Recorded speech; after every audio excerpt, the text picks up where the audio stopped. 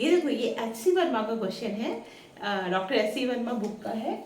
ये सिस्टम है पूरा, इस पे कैपिटल एम मास दिया, और ये दोनों स्मॉल एम है, this is not the capital M, this is both of are the small M, and there is a friction mu is in, ये ब्लॉक और इसके बीच में म्यू है। यहाँ पे ये जो इसमें सड़ा हुआ है तो नॉर्मल रिएक्शन ऑब्वियसली लगेगा, एंड इसमें यहाँ पे है, ये पुल्ली है, ठीक है, मासलेस पुल्ली है, वो ऐसे लगा।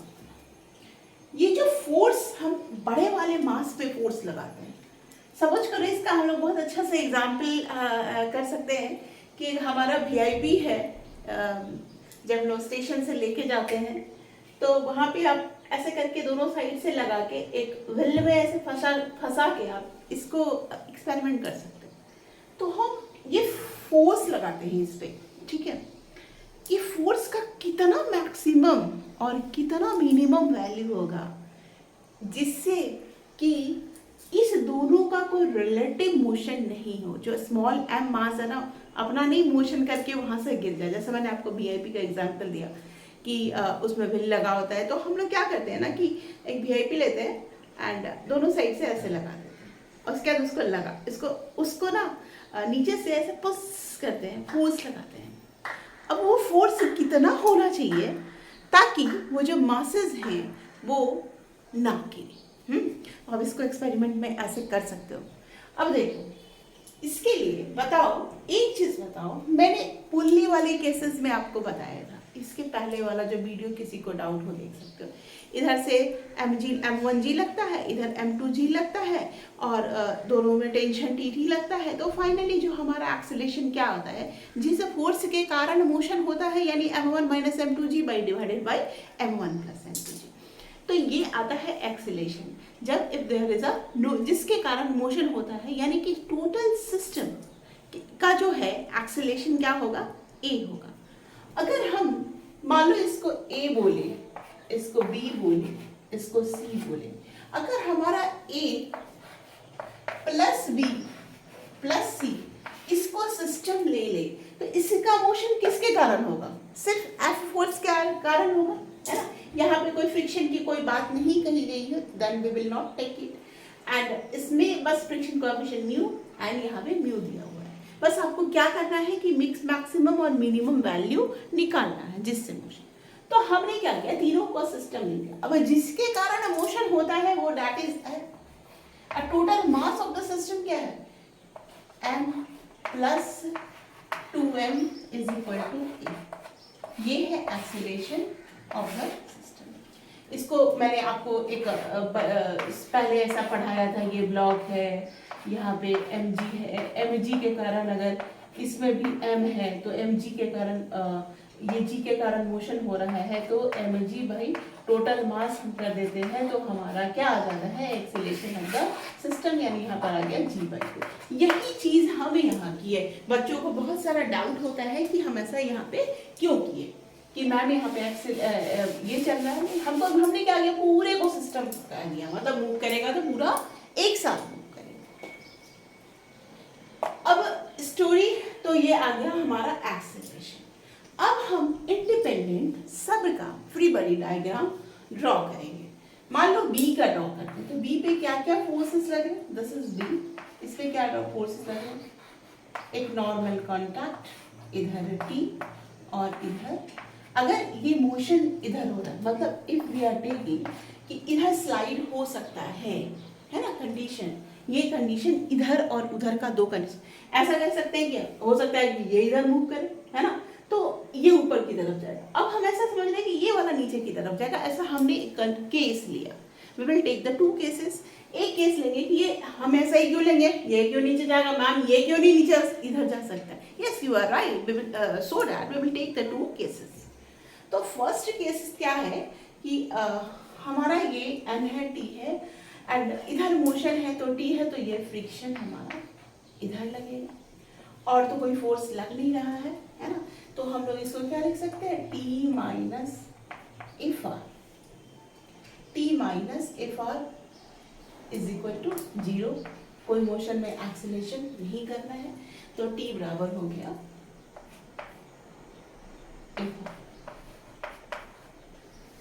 है ना, टी बराबर एफ आर हो गया। हाँ, ये मोशन में जो एक्सेलेरेशन होगा वो किसकी वजह से, अगर इसमें हम इसका रिलेटिव एक्सेलेरेशन जीरो है, इसका रिलेटिव एक्सेलेरेशन जीरो है, लेकिन ये मूव तो ए के साथ कर रहा है ना, इसका मतलब स्मॉल एम का कैपिटल एम के रिस्पेक्ट में हमको जीरो लेना है। But there is a capital M who has acceleration because the external force F acts on the system and that acceleration value is given as F by M. तो इसको और उसी acceleration से वो भी चलेगा small m into e। पहले मैंने जानबूझ के जीरो लिया। अब देखो अगर ये नहीं होता तो ऐसा लिखते है ना। अब देखो अब सही हुआ। अब क्या लिख देंगे यहाँ पे हम लोग t माइनस एफ आर को क्या लिखते हैं mu N, mu into N, तो म्यू इंटू एम जी बराबर एम है ना। तो टी बराबर आ गया, एम कॉमन लेंगे तो ए प्लस म्यू जी, ये एक हमको आ गया। ठीक है, तो इसको हम लोग इक्वेशन 1 करते हैं। ठीक है, अब अगर यहाँ पे इसको मिटाते हैं, समझ में आया, ध्यान से देखो फ्री बॉडी डायग्राम सबका। अब हमको जो दूसरा फ्री बॉडी डायग्राम है उसको अब हमको ड्रॉ करना है। ठीक है, दूसरा फ्री बॉडी डायग्राम है उसको ड्रॉ करना है, और दिस इज वेरी इंपॉर्टेंट, जहाँ पे बच्चों से गलतियां हो सकती हैं। ठीक है, तो हम ये समझ में आ गया है तो हम इसको मिटा दें। अब देखो सी पे क्या क्या फोर्सेस लगेंगे। सी का मोशन मैंने क्या माना है, नीचे जा रहा है, तो फ्रिक्शन किधर लगेगा, इधर। अब यहाँ जो फ्रिक्शन, एक नॉर्मल रिएक्शन कैपिटल एम जो है स्मॉल एम पे लगाएगा, ये पता है हमको। जब भी कोई चीज चिपकाओगे कॉन्टैक्ट फोर्स लगेगा, तो there will be the contact force and that is the energy, एक नॉर्मल रिएक्शन। और क्या लगेगा बेटा, एम जी लगेगा। और क्या लगेगा बेटा, टी लगेगा।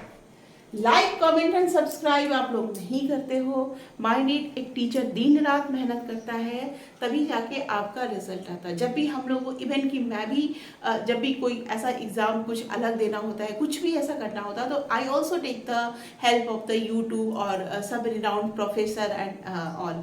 आप भी उनका हेल्प लेते हो, तो आप थोड़ा टीचर को जरूर सपोर्ट करो और always respect your teacher.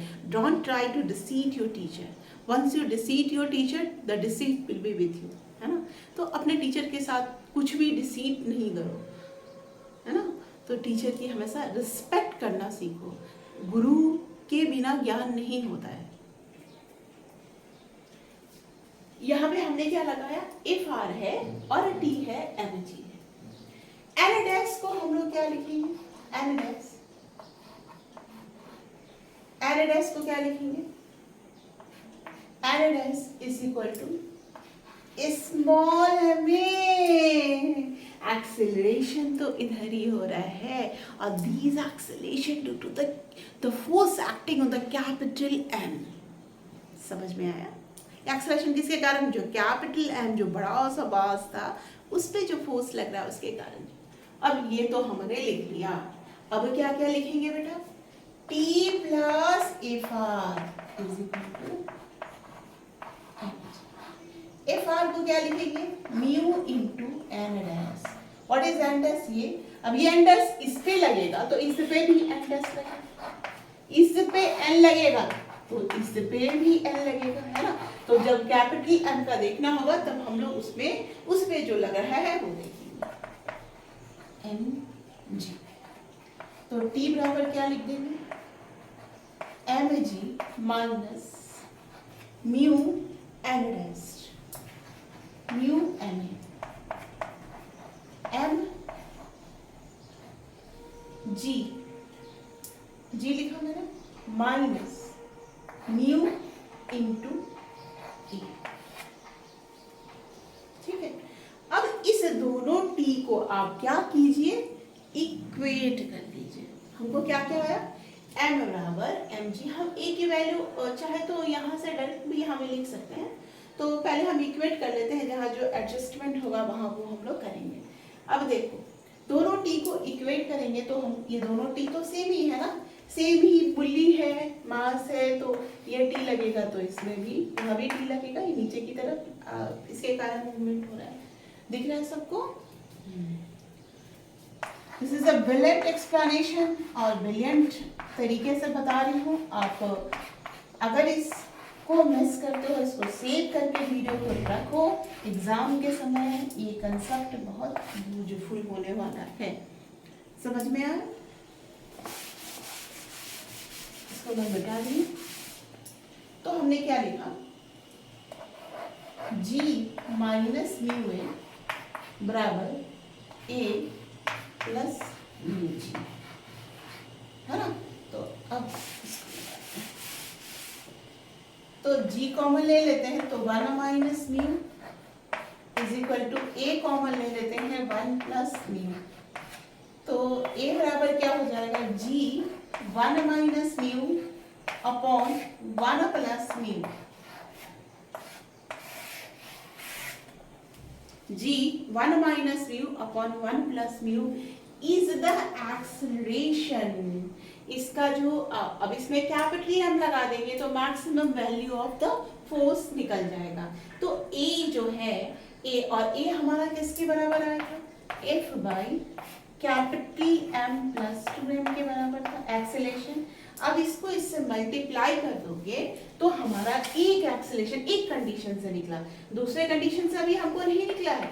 m plus 2m इससे मल्टीप्लाई हो गया, g 1 minus mu by 1 plus mu is the max value, f का वैल्यू, है ना।